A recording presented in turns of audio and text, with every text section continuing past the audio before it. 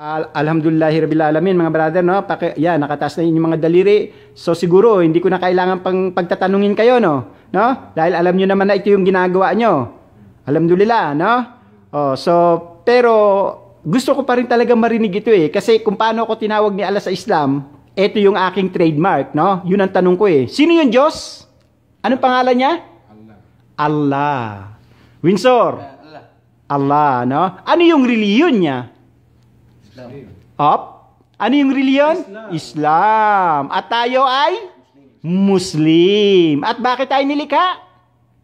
Para magsamba. Ayun, para siya ay sambahin lamang. Maliwanag ba mga brother? Alhamdulillahirabbil alamin, no? So hindi ko na pagtatagalin. Alhamdulillah.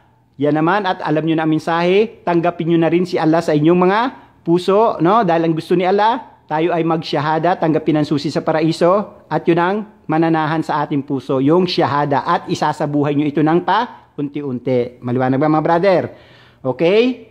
Kagaya nung pinaktis natin kanina, final na ito mga brother. Hugutin nyo na, hugot na sa inyong puso, at iparating nyo kay Allah.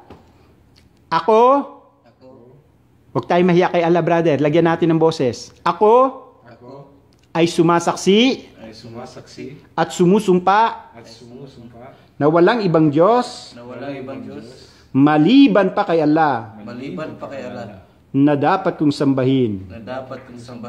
Ako rin ay sumasaksi na si Muhammad ay isa lamang propeta, sugo, alipin ni Allah.